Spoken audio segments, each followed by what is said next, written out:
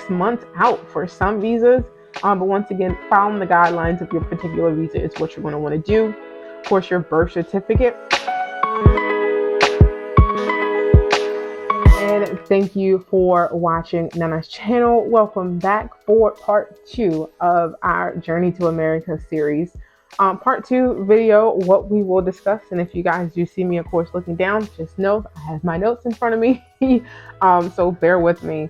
But basically, video number 2, as you can see by the title, is speaking about preparing for the process. Yes, it is a process. It is a journey.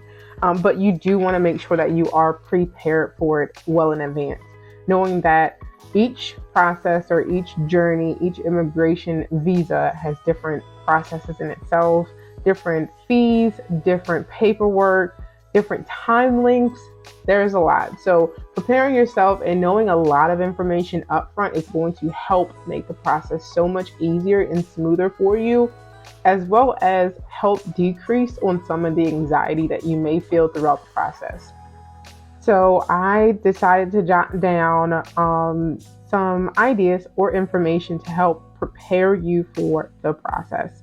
Preparing for immigration visas can be exciting and daunting all at the same time. But to ensure a smooth application process, it is essential for you to be well prepared. Here's a list of what you'll need and how to get ready before applying for your immigration visa. Number 1, research and select the right visa. I cannot tell you how many times I have seen people applying for the wrong visa. For instance, a fiance applying for a spousal visa, or someone who wants to come to school actually applying for a work visa. So please do not be that person. Start by thoroughly researching the different immigration visa options available. Some of them are not available at all times. For instance, the special workers, religious workers visa, that is one that comes and goes, or the lottery, that is one that comes and goes as well. Understand the eligibility criteria, the requirements and limitations that each visa category possesses, and then choose the right one that best fits the needs for you. You do not want to be planning to immigrate, but only filing for a temporary visa, or a temporary visa that doesn't have the ability to be transferred into a full immigrant visa or immigrant process. So definitely be careful with that. We'll go into detail, of course, further along. So before you go any further, make sure you hit that bell so that you can be notified when a new video does post. And make sure you like, subscribe, and follow, of course, on here and my social media pages where I post more often, so that you do not miss what is coming up in this series. So moving on to number 2, determine your eligibility. You may not be eligible for the visa that you're wanting, but there may be another option out there for you. So once you identify the visa category, review the eligibility requirements in detail, and I will be going over the websites in which you will need to utilize in order to verify that information, and then to keep up to date with different visa processes or changes that are being made. One of the big ones, of course, is USCIS.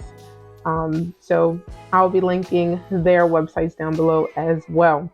But please do ensure that you meet the minimum age, education, work experience, the language proficiency, and health criteria specified by the immigration authorities. Once again, each of them are listed thoroughly on the USCIS website, as well as other places, but definitely stick to the official government websites when it comes to matters like this. Step number 3, you can start to gather your essential documentation, but it is crucial to gather all necessary documents. Once again, visiting that website, you will see a list of required documents under each visa category or visa type. It will have the list of required documents. Common documents include, of course, a valid passport. It must not expire within the time frame of what you're applying for or wanting your visa to be in the length of. I believe it has to be at least 6 months out for some visas. But once again, following the guidelines of your particular visa is what you're going to want to do. Of course, your birth certificate, your marriage certificate if it applies to you, your educational degree, your employment records, financial statements, and sometimes there is a language proficiency, but we've gotten so far in the process that, for one, most of Ghana speaks English now anyway, if you are going through the process. And then for two, there are translators, both in Ghana for English speaking translators, and then in America for tree needing translators or airway needing translators. We'll talk about it. But make sure you verify the specific document requirements for your chosen visa category. I cannot stress that enough, to make sure that you are looking underneath for the right visa category for the information that you are needing. Next is some things that you will have to go through. It does not necessarily need to be as soon as you start your process, but definitely keep it in the back of your mind that it will be needed at some point during your visa process or your immigration process. One being a medical examination. Many of the immigration processes require applicants to undergo medical examinations to ensure that they meet the health criteria, unless you're coming over on something related to your health or medical attention or emergency medical attention. Next is of course, as far as medical examinations, find authorized panel physicians or medical facilities in your area and schedule your medical exam in advance. Now, I put in advance only because I do know that a lot of the places, and I can't even say a lot because there's a short list of places in Accra. Once again, I am geared towards Ghana, but in Accra that are equipped and certified in order to take you for your medical examination. So definitely getting updated with those locations. Matter of fact, I'll make sure that my husband and I update you guys with those specific locations, but then communicating with those locations to see exactly how far out they're scheduling, if they are scheduling at all still. So that is definitely something to keep in the back of your mind. The next is a police clearance. Police clearances are easy. Once again, for both the medical examination and the police clearance, just make sure that you are prepared for the fees, because of course, anything in Ghana, there are fees associated with it. But you will also need a police clearance certificate. Most immigrant applications require this clearance certificate. Regardless, my husband's never traveled outside the country. However, he did have to get that certificate for his spousal visa. And I believe you can go to any police station. But once again, I will make sure my husband and I follow up with that information firsthand for you guys. But number 6, we are on number 6. Yes. Number 6 is the biggest one for me. Don't take these in any particular order, because this is definitely one of the main ones, if not the main one that I focused on. And that was financial preparation. Visas and immigrations cost, whether it's the visa itself, your passport, your examination, your plane tickets, the gas going back and forth to these locations to do this. It takes finances, not just to be notated in your paperwork, but to go through each step of the process. It will take money. So being financially prepared is huge. Evaluate the financial requirements associated with your chosen visa category. Each visa does have a fee, unless you're able to get some type of a waiver for any reason, but there are options for waivers. Once again, we'll go over it in a later video. They may include your bank statements, or they will include your bank statements, proof of your funds, employment contracts, or sponsorship letters.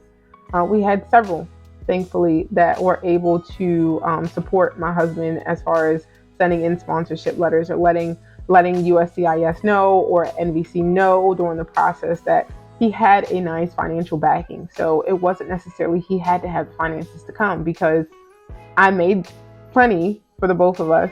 But what the United States is looking for in this process is that immigrants won't come over and be a liability or a burden to the government or the government systems that we have in place, but that you can financially afford to come and sustain yourself while you're here or while you're transitioning. But not just for the immigrant. I had to make sure that I was financially prepared to accept my husband. I had to show that while he was in transition, that he was going to be taken care of. He wasn't going to have to fall back on government resources, or we weren't going to struggle bringing him over. So that is a definite big part of this. But ensure that you have efficient funds to support yourself and any accompanying family members during the immigration process.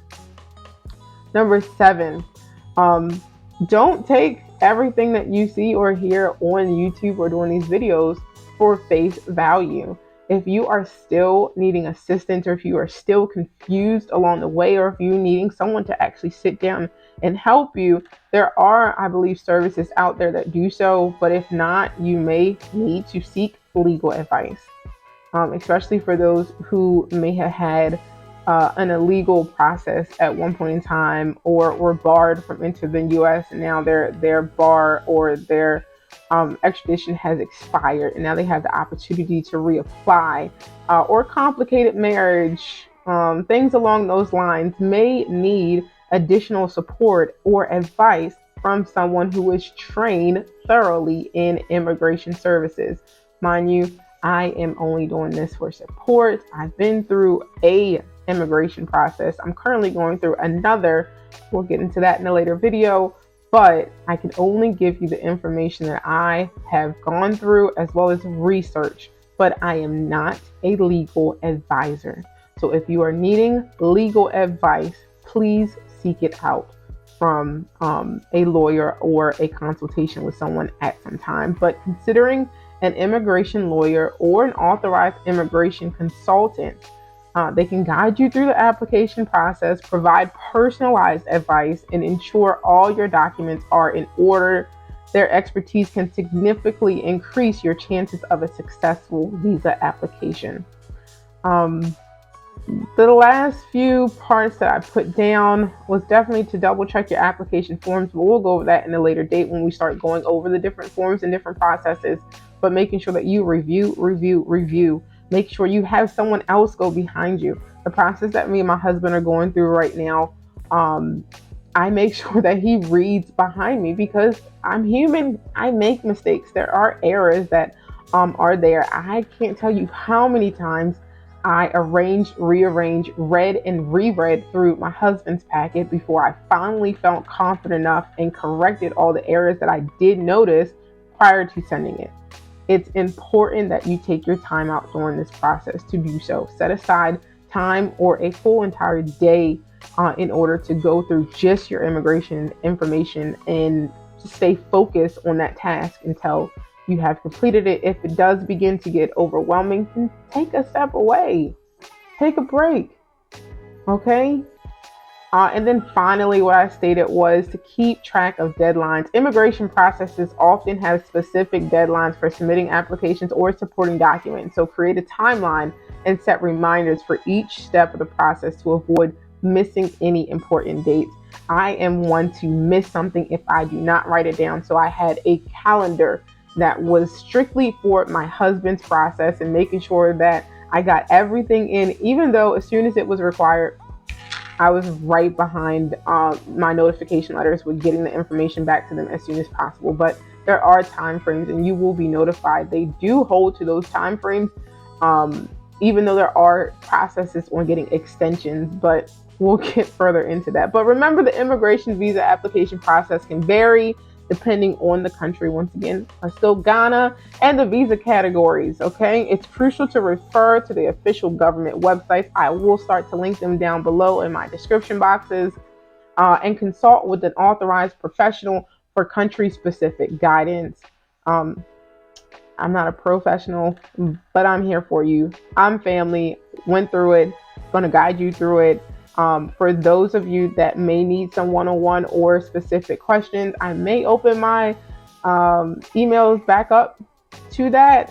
We'll see. Right now, there's just a lot going on. But being well prepared will not only reduce stress, but also increase your chances of a successful immigration visa process. So I hope that this will help you to get started and to prepare for your journey. Definitely leave a comment down below, anything that you want me to retouch on or explain further, or any question that you may have in regards to the process. Let me know where you're at in your process. Are you currently going through a process, or are you thinking about it in the near future? I do, of course, always want to thank you guys for watching. Shout out to my new subscribers. I do see you. Let's start getting active. Get active in those comments, guys. I'm here for you. And always, thank you for watching Nana's channel, and stay blessed.